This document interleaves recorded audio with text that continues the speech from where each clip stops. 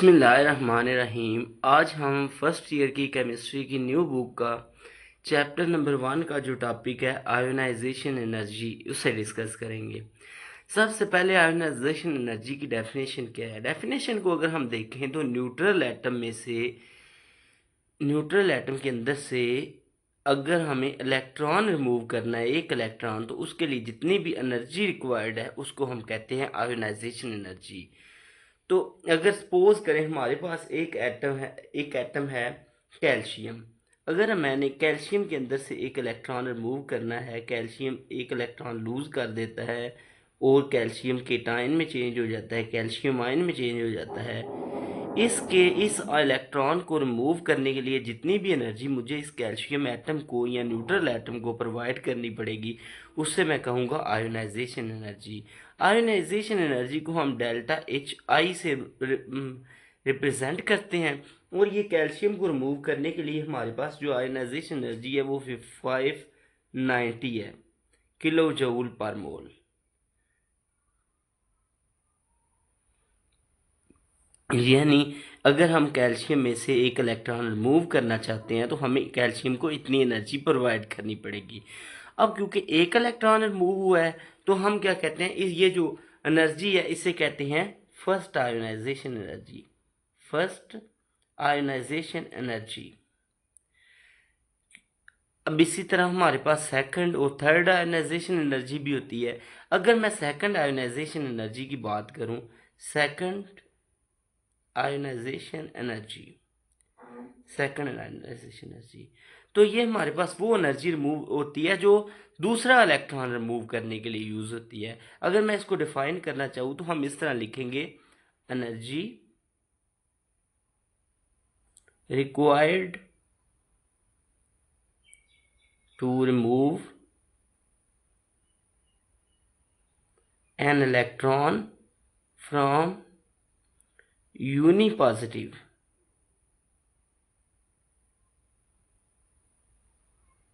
Ion. यानी unipositive ion में से अगर हम एक इलेक्ट्रॉन को रिमूव करें तो जो एनर्जी चाहिए होगी उसे हम सेकंड आयोनाइजेशन एनर्जी कहते हैं। अब यूनिपॉजिटिव आयन का क्या मतलब है। यूनिपॉजिटिव आयन होता है जिस पे पहले ही पॉजिटिव चार्ज हो। जिस तरह ऊपर एक कैल्शियम, ये जो आयन है ये यूनिपॉजिटिव है क्योंकि इस पे +1 चार्ज है। अब अगर मैं इस कैल्शियम में से यानी जो यूनिपॉजिटिव है उसे लिखता हूँ यहाँ पे Ca+, इसमें से अगर मैंने इलेक्ट्रॉन रिमूव करना हो तो फिर यहाँ पे ये बन जाएगा C+2+ एक इलेक्ट्रॉन निकल गया। अब कैल्शियम में पहले एक इलेक्ट्रॉन निकला हुआ था, अब इस जो यूनिपॉजिटिव कैल्शियम था उसमें से एक और इलेक्ट्रॉन हमने रिमूव कर दिया है, तो ये बन गया कैल्शियम का आयन जिसमें से 2 इलेक्ट्रॉन निकले हुए हैं। अब यहाँ पे हमारे पास क्या है, ये डाई पॉजिटिव आयन होगा। इसकी जो आयोनाइजेशन एनर्जी है वो हमारे पास अप्रॉक्सीमेटली इक्वल है, तकरीबन हमारे पास वो जो एनर्जी है वो है 1150 किलो जूल पर मोल। अब ये हमारे पास सेकंड आयोनाइजेशन एनर्जी आ गई है।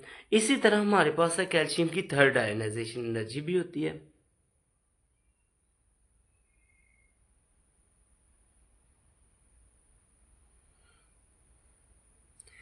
इसे अगर मैं डिफाइन करूं तो ये हमारे पास वो एनर्जी है जो हमने डाई पॉजिटिव आयन से एक इलेक्ट्रॉन रिमूव करना है, तो हमें जो एनर्जी चाहिए होगी उसे हम कहेंगे थर्ड आयोनाइजेशन एनर्जी। अगर सपोज मेरे पास है C2+, यानी ये डाई पॉजिटिव आयन है, इसमें से अगर मैंने फर्दर एक इलेक्ट्रॉन रिमूव करना है और इससे ट्राई पॉजिटिव आयन में कन्वर्ट हो जाएगा ये जो कैल्शियम है, और ये जो इसके लिए जो एनर्जी रिक्वायर्ड होगी उससे मैं लिखूंगा delta H I is equal to, ये तकरीबन हमारे पास है 49.4940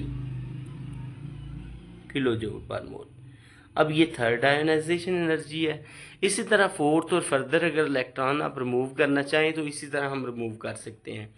अब थर्ड आयोनाइजेशन एनर्जी को आप खुद ही डिफाइन कर सकते हैं कि energy required to remove an electron from dipositive ion. यानी डाई पॉजिटिव आयन में से अगर आपने इलेक्ट्रॉन रिमूव करना है तो जो एनर्जी रिक्वायर्ड है उसे हम क्या कहते हैं, थर्ड आयोनाइजेशन एनर्जी। जी नेक्स्ट उसके बाद आपने कैल्शियम में देखा तो फर्स्ट आयोनाइजेशन एनर्जी थी वो थी 590 किलो जूल पर मोल।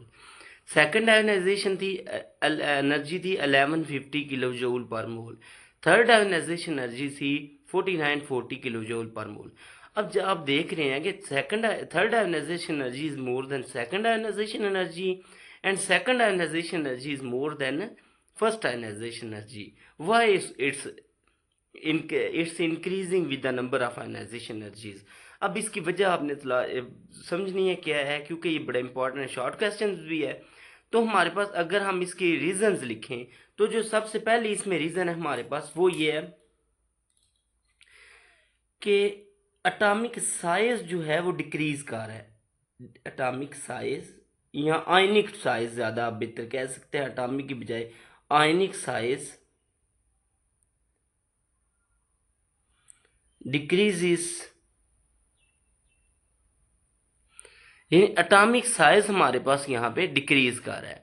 अगर हम देखें एटॉमिक साइज कैसे डिक्रीज कर रहा है, जब फर्स्ट आयनाइजेशन एनर्जी थी तो एक इलेक्ट्रॉन रिमूव हुआ था, सेकंड आयनाइजेशन एनर्जी थी तो दो इलेक्ट्रॉन रिमूव हुए थे, यानी दो इलेक्ट्रॉन निकल गए हैं। तो जाहिर बात है दो इलेक्ट्रॉन निकलेंगे तो एनर्जी हमारे पास सॉरी साइज हमारे पास क्या कर जाएगा, डिक्रीज कर जाएगा। डिक्रीज करेगा तो हमें क्या करे, साइज डिक्रीज करेगा तो ज़्यादा एनर्जी प्रोवाइड करनी पड़ेगी इलेक्ट्रॉन को निकालने के लिए, क्योंकि न्यूक्लियस और इलेक्ट्रॉन्स की अट्रैक्शन आपस में ज़्यादा हो जाएगी। इसी तरह थर्ड आयनाइजेशन एनर्जी में क्योंकि तीन इलेक्ट्रॉन्स निकल गए हैं और इसका मतलब है तीन इलेक्ट्रॉन निकलने के बाद साइज फर्दर डिक्रीज कर गया, साइज और डिक्रीज करेगा तो अट्रैक्शन और ज़्यादा होगी। जब अट्रैक्शन ज़्यादा होगी तो हमारे पास क्या होएगा, हमें ज़्यादा एनर्जी प्रोवाइड करनी पड़ेगी उस रिएक्शन को ख़त्म करने के लिए। यानी आयनिक साइज डिक्रीज करने से हमारे पास क्या होता है, अट्रैक्शन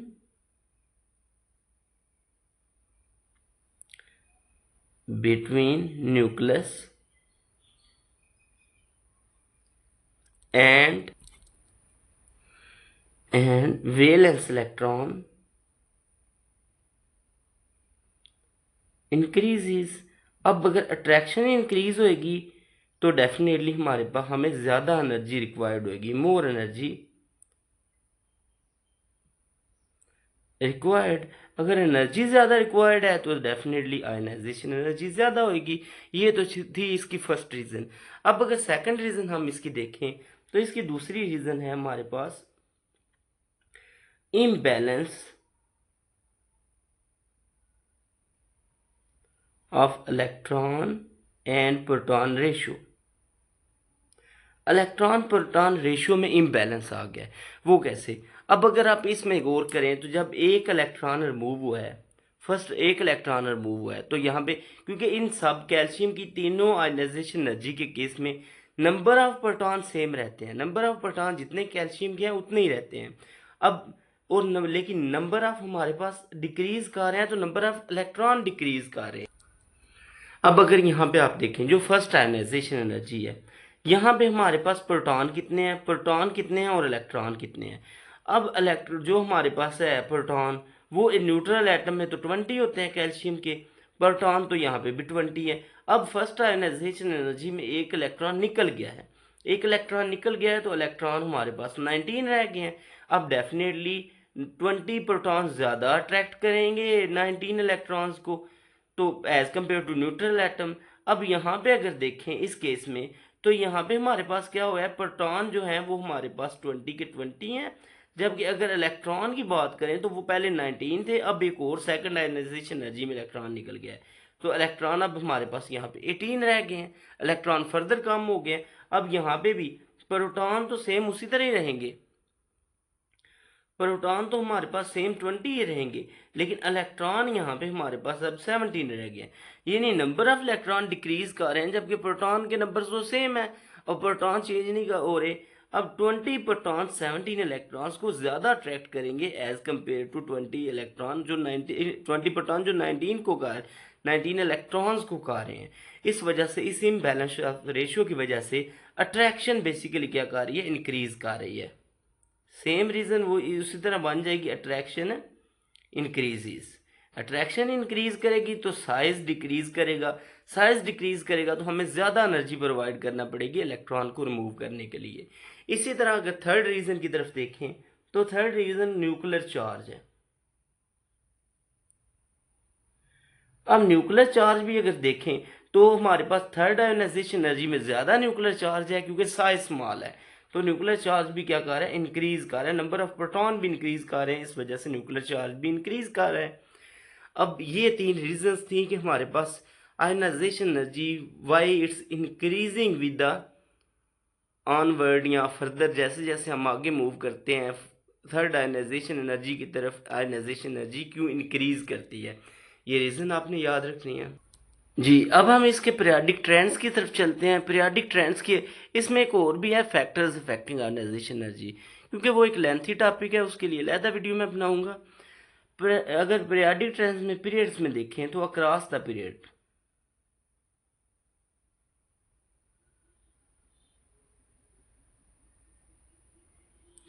अक्रॉस द पीरियड अगर हम लेफ्ट टू राइट मूव करें,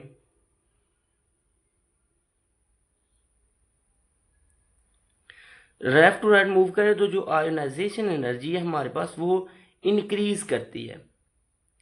अब इसकी रीजंस बड़ी इंपॉर्टेंट है कि why ionization energy increase from left to right. इसकी जो सबसे पहली हमारे पास रीजन है वो ये है कि अगर हम लेफ्ट टू राइट मूव करें तो एटॉमिक साइज इंक्रीज करता है, एटॉमिक साइज डिक्रीज करता है। लेफ्ट टू राइट अगर एटॉमिक साइज डिक्रीज करेगा तो साइज के डिक्रीज होने की वजह से अट्रैक्शन ज़्यादा होगी। अब अट्रैक्शन अगर ज़्यादा है हमारे पास तो अट्रैक्शन ज़्यादा होने की वजह से न्यूक्लियस और जो वेलेंस इलेक्ट्रॉन है उनके दरमियान अट्रैक्शन ज़्यादा है, तो हमें ज़्यादा एनर्जी चाहिए होगी इलेक्ट्रॉन्स को रिमूव करने के लिए। तो अट्रैक्शन ज़्यादा होने की वजह से आयनाइजेशन एनर्जी क्या करेगी, इंक्रीज करेगी। अब इसी तरह आप इसकी अगर और रीज़न देखना चाहें तो वो दूसरी वजह है इफेक्टिव न्यूक्लियर चार्ज जो है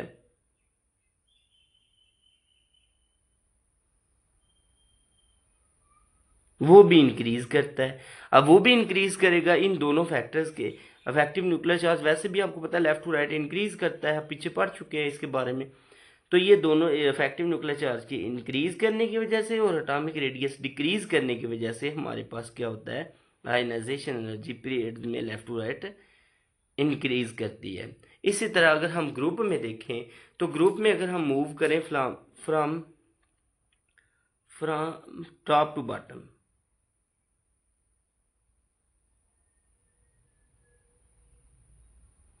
ग्रुप में टॉप टू बॉटम मूव करने से जो आयोनाइजेशन एनर्जी है वो डिक्रीज करती है।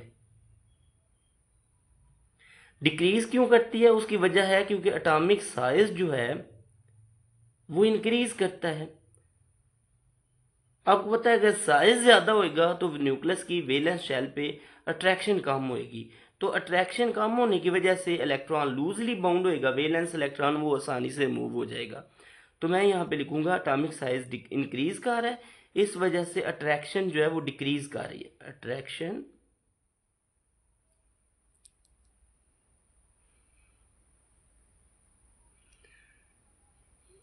बिटवीन न्यूक्लियस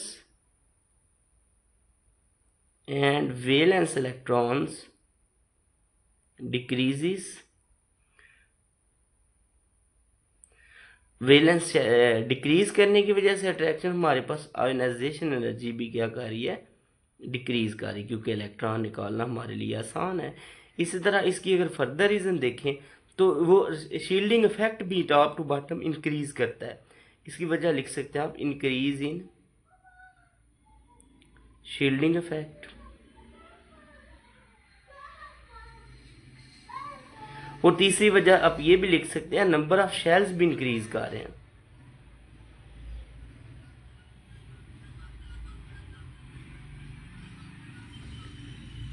तो अगर शील्डिंग इफेक्ट इंक्रीज कर रहा है तो इसका मतलब है अट्रैक्शन जो न्यूक्लियस की है वेलेंस शेल के साथ वो भी डिक्रीज कर रही है, सेम वही वजह। तो हमारे पास आयनाइजेशन एनर्जी डिक्रीज कर रही है, नंबर ऑफ शेल्स इंक्रीज होंगे तो फिर भी न्यूक्लियस की वैलेंस शेल पे अट्रैक्शन डिक्रीज होएगी। तो यानी इन शॉर्ट जो बेसिक रीज़न है वो है न्यूक्लियस की वैलेंस शेल के दरमियान अट्रैक्शन। अट्रैक्शन अगर कम होएगी तो आयनाइजेशन एनर्जी कम होएगी, अट्रैक्शन अगर ज़्यादा होएगी तो हमारे पास आयनाइजेशन एनर्जी भी ज़्यादा होएगी। यही बेसिक रीजंस थी, आपने ये चीज़ें याद रखनी है। शुक्रिया, थैंक यू।